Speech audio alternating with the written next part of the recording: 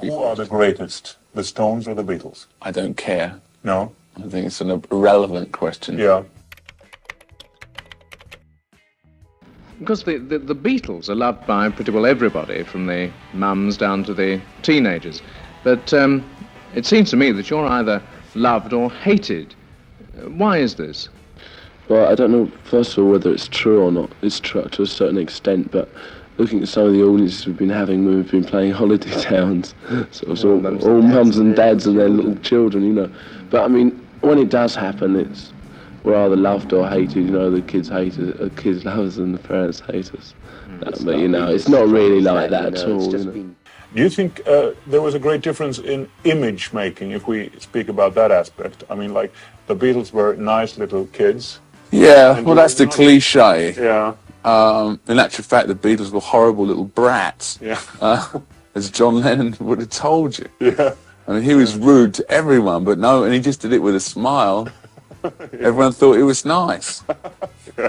But how about you and the Stones? Well, we did it without a smile, and everyone thought we were nasty. It was quite similar. Yeah. In 1962, John Lennon said that there was a better band than the Beatles, and he meant, of course, yourself. Yet the Beatles have been more commercially successful. Well, that's because they're much better songwriters, you know. But that's not what rock and roll's about. I mean, they're just a very good rock and roll band, and we all love them dearly. Bless their little mop tops. It was obviously an image, if I can use that term, that worked for you. I mean, the Beatles were the nice, clean-cut boys next door, or so we were led to believe. Yeah, but then they weren't really, were they? They were sort of nasty, kind of, you know, just as rough and tough. But yeah, to a certain extent, that works for journalists, and all the publicists love it too. You know? There was no difference there, really. You mean, but in the general public's opinion. Yeah, well, they wore kind of suits and ties and all that for a long while, and their manager wanted them to be accepted as an establishment figure more. You were accused of sometimes of vulgarity and stuff like that. Yeah, well, we were vulgar, but everyone was vulgar. Everyone was vulgar. Was the competition on being the most vulgar in a way? Between whom? Different rock bands. No. We were definitely the most vulgar. Yeah. How do you compare your group with the Beatles? I don't know. How do you compare it with the Beatles? I don't compare it at all, you know. There's no point. Well, let's get right down to brass tacks. Do you think you're better than they are? What? You know, it's not the same group, so we just do what we want and they do what they want, and there's no point in going on and comparing us. So you can prefer us to them or them to us. It's just diplomatic, you see. Very diplomatic, and I don't want to labour it, but do you feel you do what you want to do better than they do what they want to do? Yes. Probably. I don't know. I don't know what they want to do, you see. Very diplomatic.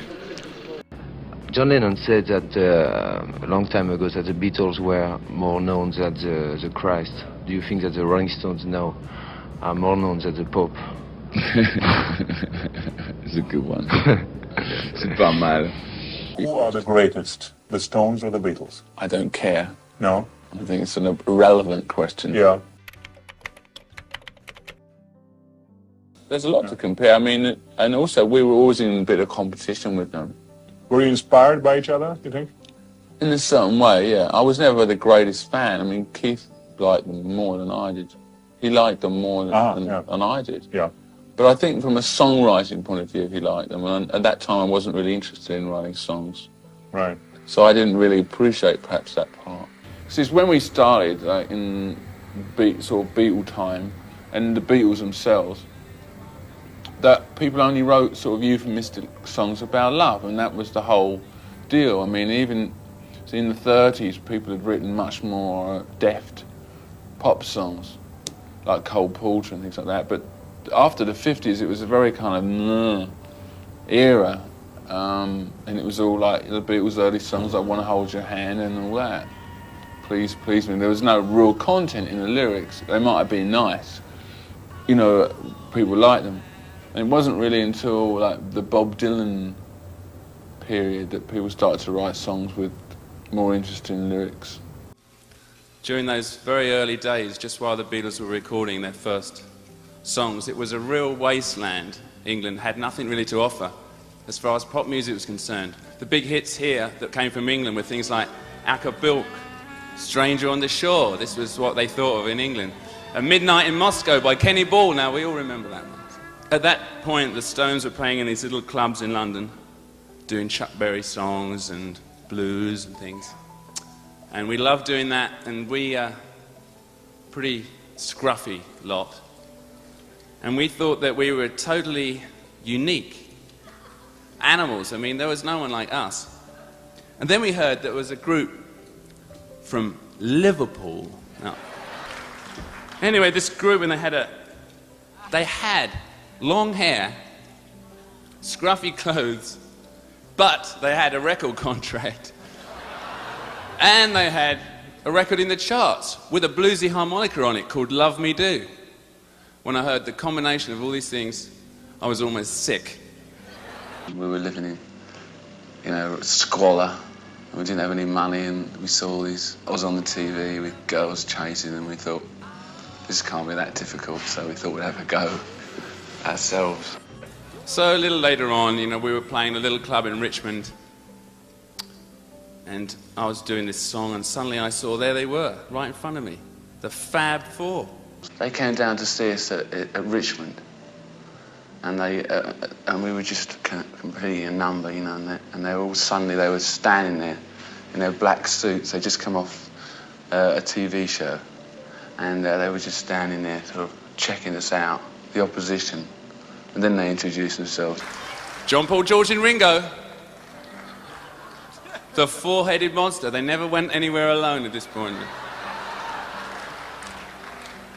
You know, always wanted to sell a song, you know, for any old slag he'd send a song to write one, sit up.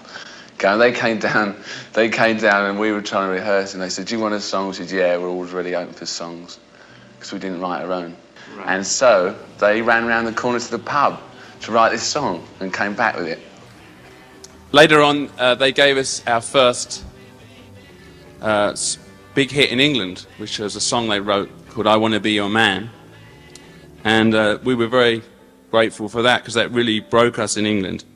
And but the example of the way they wrote and the original way that they crafted their songs wasn't lost on us. And later on, their success in America broke down a lot of doors that helped everyone else from England that followed. And I thank them very much for all those things. Did you actually spend much time with the Beatles? Yeah. It was a very kind of competitive thing, but it was a very friendly kind of rivalry, mostly. Particularly, I think John was very keen, you know, sort of having a kind of good time together. We used to go out and have a great time. We didn't play together that much, just physically. I don't remember doing that. I mean, I saw John a lot later on, when he, you know, after the Beatles had broken up. He was a great laugh. I mean, through his drunk period, when then we straightened up afterwards, he was a great laugh. Yes, I'm lonely, wanna die. If I ain't dead already, woo, you know the reason why. And now, your host for this evening, the Rolling Stones. John was like a real sarky, cynical, witty, biting, very intelligent guy. Yeah. Yeah, well, John was a great friend, close friend of mine. Yeah. And, you know, he was very acerbic and funny and witty and intelligent and everything. But I also knew Paul, who's a different kind of personality. You know, I've always been friends with him, and we don't see each other that much, but we do sort of text each other, and, you know, and so we sort of keep in touch. So, I mean, I've always got on well with him, and Ronnie and Paul also see each other quite a lot. So we have this sort of communication. Well, we went through some pretty strange times. We had a lot of rivalry in those early years, and a little bit of friction, but we always ended up friends. And I like to think we still are, because they were some of the greatest times of our lives.